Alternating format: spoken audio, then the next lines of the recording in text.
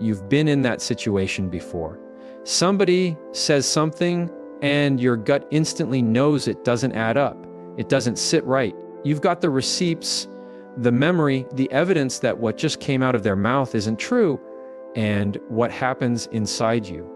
Your chest tightens, your mind fires off, and every part of you wants to slam your hand on the table and say, "You're lying."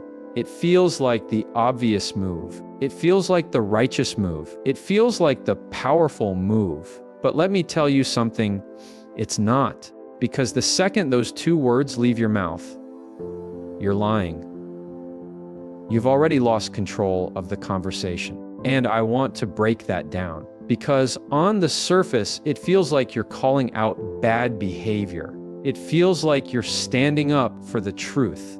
It feels like justice. But what actually happens? The moment you say, "You're lying," you've taken all the focus off the facts and you've thrown gasoline on a fire. You've taken a shaky situation and turned it into a battlefield.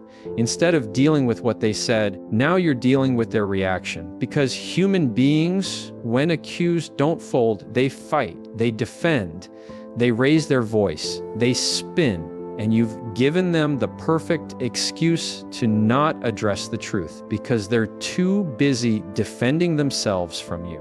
It's like trying to catch smoke with your bare hands. You think you've got it, but the second you close your fingers, it slips through.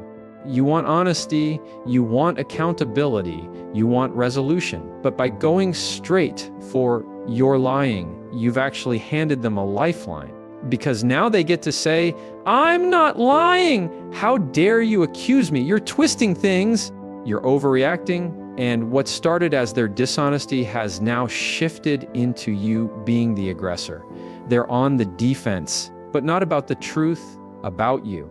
And let's be honest, how many times has shouting, "You're lying," ever actually worked? Did they suddenly drop their head, look at you, and say, "You're right, I admit it, I lied"? No. That's the stuff of movies. In real life, it just escalates. And here's the thing most people miss: escalation never equals influence. You don't gain control by getting louder. You don't uncover truth by attacking. You don't get resolution by making the other person feel like they're cornered. Because when people feel cornered, they don't give you truth, they give you survival. And survival looks like denial, defensiveness, and doubling down. So here's where the shift has to happen. The power move is not in saying "you're lying." The power move is in keeping the focus where it belongs, on the facts, on the behavior, on the words that don't add up. You want to shine a light, not throw a punch. You want to expose dishonesty, not explode into conflict. And the way you do that is by describing, not accusing. Think about it. "You're lying" is an accusation. It's a label. It's a verdict. And verdicts shut doors. They close down conversations. But descriptions, they open them. They force the other person to engage with what's actually in front of them. Instead of saying "you're lying," you say, "that doesn't match what you said earlier." Instead of "you're lying," you say, "I'm noticing two different versions here, and I'm having a hard time connecting them." Do you feel the difference in those two approaches? One throws fire. The other lays out a mirror. One says, "I've judged you." The other says, "Here's what I see." And here's the thing, people can fight with a judgment. They can scream, deny, accuse you back. But it's much harder to fight with an observation. It's much harder to wriggle out of, "This is what you said then, and this is what you're saying now." It's much harder to argue against, "I'm noticing an inconsistency." Because now, you're not making it about your feelings, you're making it about their words. You're not making it about your accusations, you're making it about their behavior. And that is unshakable ground to stand on. Let me give you an example. Imagine you're in a work meeting and a coworker says, "Oh yeah, I already sent that report last week." And you know for a fact it didn't happen. Your instinct might be to shoot back, "That's not true, you're lying." But where does that get you? They'll deny, they'll argue, the room will get tense, and suddenly the focus is on the fight, not the report. But imagine you say instead, I don't see that report in my inbox, and the last update I saw from you was 2 weeks ago. Can you walk me through when it was sent? Do you see what just happened? You've put the spotlight on the facts. You've asked them to account for their words. And in that moment, you're not the aggressor, you're the investigator. You're steady, you're calm, and you're holding them accountable without throwing fire. Or let's take it personal. You ask your partner where they were last night, and they say, I went straight home after work, but you know they didn't. You saw their friend's Instagram story. Again, your chest tightens, your voice wants to shoot out, you're lying, but what does that give you? A shouting match, denial, chaos. Instead, you say, that's interesting because I saw a post that showed you at the bar around 9. Help me understand that. You've just described the conflict between their words and reality. You haven't accused, you've exposed. And now it's on them to reconcile the gap. That's power, that's influence. Here's the deeper truth. When you accuse, you lose the moral high ground. When you describe, you keep it. And the person who keeps the high ground keeps control. Because here's the thing, confidence isn't just about speaking louder. It's about staying cooler. It's about keeping composure when your instincts want to explode. And this is where describing beats, accusing every single time. When you say, you're lying, your temperature spikes, their temperature spikes, and the room becomes a war zone. But when you say, this doesn't line up, your temperature stays low, you're calm, you're factual, and that calmness, that composure, that's influence. Because people listen to the one who isn't rattled. They respect the one who doesn't flinch. They follow the one who doesn't lose their cool. When you're in a heated conversation, the most powerful person in the room isn't the one with the biggest outburst. It's the one who doesn't flinch. It's the one who doesn't let their blood pressure dictate their words. It's the one who knows composure is control. And if you've ever watched two people argue, you know exactly what I mean. One person's yelling, waving their arms, red in the face. The other person is calm, collected, steady. Who looks stronger? Who looks in control? It's not the one exploding. It's the one who doesn't need to. Because here's the truth, when you lose your cool, you lose your credibility. It doesn't matter if you're right. If you come across as out of control, people stop listening to your words and start watching your reactions. And when you say you're lying, with all the heat that builds behind those two words, what happens? You've just raised the temperature of the room. You've escalated the fight. You've made the conversation about your emotions, not their dishonesty. And in that moment, you've lost the one thing you actually needed to keep control. Let me paint you a picture. Imagine you're in a negotiation. The other side gives you numbers that don't add up. Every instinct in you wants to snap. That's not true. You're lying to my face. But the moment you do, you've changed the entire dynamic. Now you're not negotiating, you're attacking. You've just handed them the upper hand because they can say, we don't appreciate being accused. This conversation's over, and now you've got nothing. But imagine instead you take a breath, lean back, and calmly say, those numbers don't match the data we already have. Walk me through how you got to that conclusion. Boom, you've lowered the temperature. You've shifted the pressure back on them, and you haven't lost control, you've strengthened it. That's the key. Control the temperature of the room. Because when you control the temperature, you control the tone.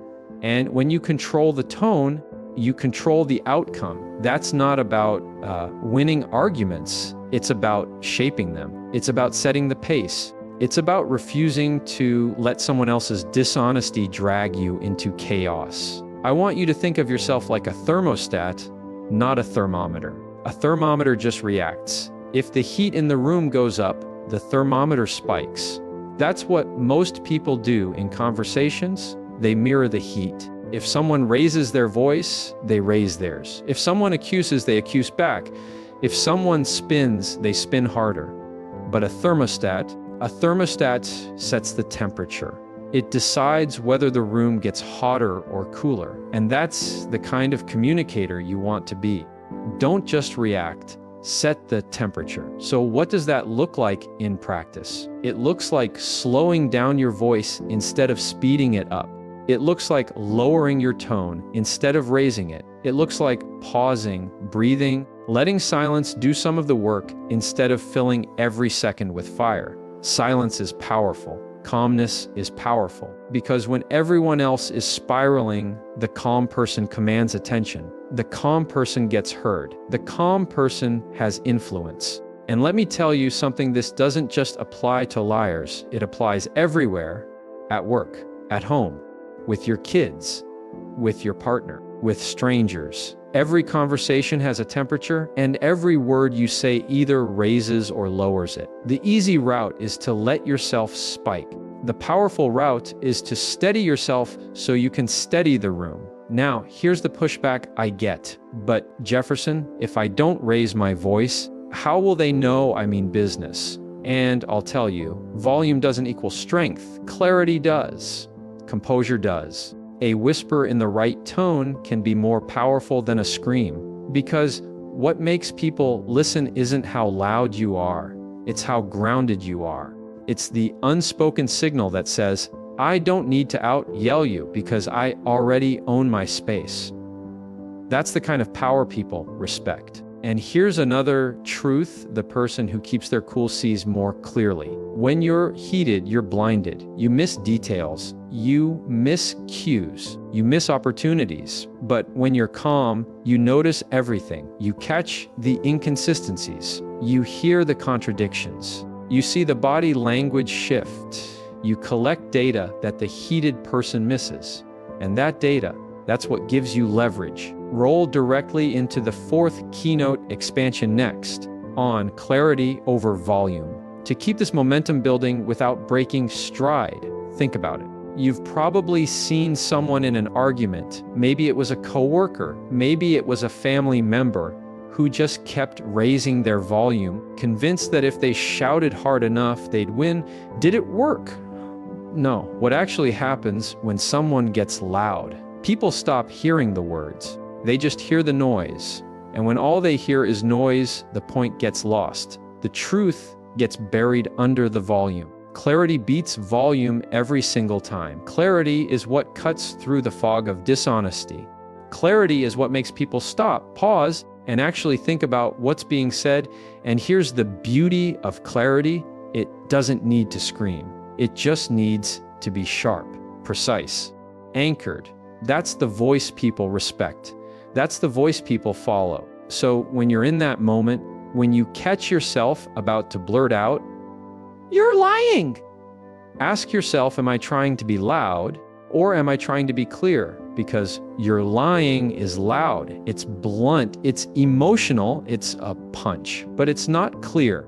What's clear is laying out exactly what doesn't add up. You said you emailed it last week, but the inbox is empty. That's clarity. Last night you told me you went straight home, but I saw a post showing you at the bar. That's clarity. Do you see the difference?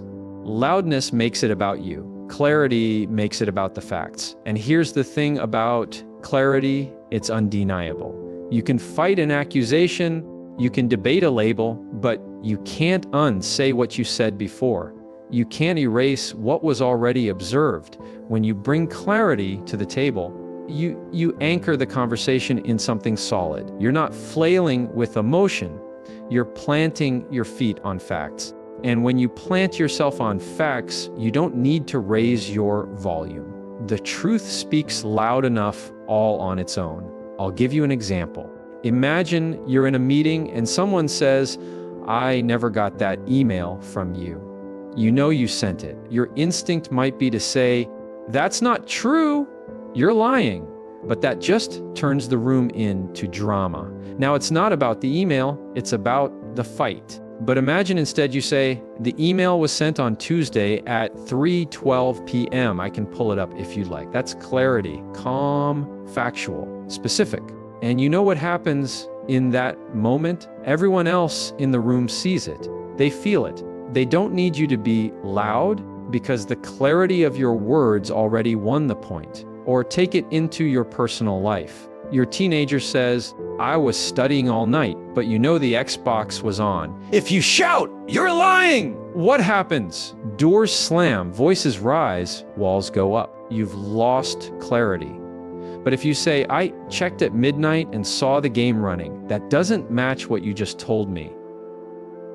That's clear.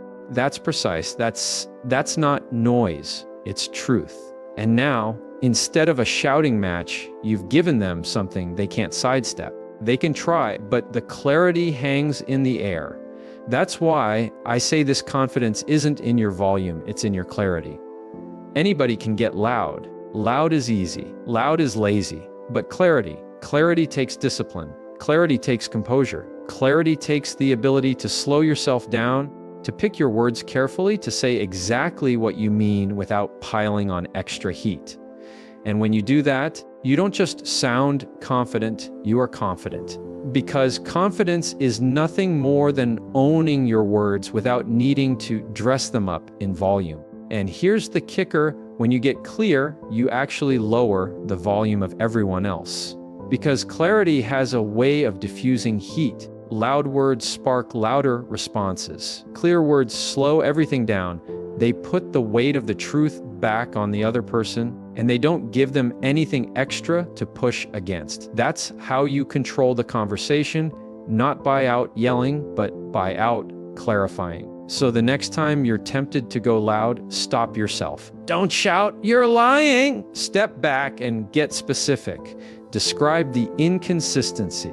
Name the fact, lay out the evidence, and then let the silence do the rest. Because you'll find that silence after a clear statement is louder than any accusation you could ever make. It hangs, it presses, it forces the other person to confront what's right in front of them. And that's where your real strength is, not in the decibels, but in the precision, not in how loud you speak, but in how clear you are. Because clarity is the real engine of confidence. And the people who master clarity never have to raise their volume to be heard. Think about it. You catch someone in a lie. Your instinct is to soften it. I could be wrong, but I don't think that's accurate. What did you just do? You gave them an out. You offered them a back door before they even had to defend themselves. And liars love that. They thrive on cracks in your confidence. They slip right through the gaps you create when you make your words sound like questions instead of statements. Here's the truth. You don't need permission to call out what you see. You don't need permission to notice what doesn't add up. You don't need permission to name the facts. The moment you describe what's right in front of you, it's valid. Period. You don't have to sugarcoat it. You don't have to soften it. You don't have to ask, is it okay if I say this? If it's true, it stands on its own. And this is where confidence really takes shape. Confident communication isn't about being aggressive. It's about being grounded. It's about saying what you mean without handing over the steering wheel to the other person. Instead of, I'm not sure, but that doesn't sound right, you say, that doesn't match what you told me before. Instead of, sorry, but can I just clarify? You say, here's the part I need clarified. Do you hear the difference? One sounds like you're asking for approval. The other sounds like you're owning your ground. And here's what's interesting. People respect you more when you stop asking for permission. Because permission seeking signals doubt. And when people sense doubt, they push, they test, they exploit. But when you speak from a place of calm authority, when you trust your own words enough to stand on them, you don't need their approval. And that makes you unshakable. This doesn't mean you bulldoze. It doesn't mean you shut people down. It means you speak with ownership. You let your words land without wrapping them in disclaimers. You stop handing people the eraser to your sentences. Because here's the hard truth. Every time you add a sorry or a maybe or a does that make sense, at the end of a clear statement, you've just cut your own legs out from under you. You've just told the other person, feel free to doubt me. Feel free to dismiss this. And if they're already lying, they'll take that invitation and run with it. So what's the alternative? Stop seeking permission. Replace softeners with strength. Replace apologies with clarity. Replace questions with statements. Not because you're trying to be arrogant, but because you're owning what you see, what you know, what you've observed. And when you do that, you don't just protect yourself from dishonesty. You command respect in every room you walk into. And here's the final piece I want to leave you with. Confidence in communication isn't about dominating others. It's not about winning every exchange. It's about protecting your clarity, your composure, and your credibility. That's why you never need to say, you're lying. That's why you don't need to raise your volume. That's why you don't need permission. Because the truth doesn't need permission to exist. It just needs someone steady enough to hold it. So the next time you feel dishonesty creeping into a conversation, remember this: you don't expose lies by exploding. You expose them by describing. You don't win respect by raising your voice. You win it by getting clear. You don't need to beg for approval. You just need to trust the ground you're standing on. Because the person who stays calm, stays clear, and stops asking for permission already has the only thing that matters in communication: control. That's your win, not the fight, not the volume, not the last word. Control. And when you own that, you never have to say, you're lying. The truth will speak for itself.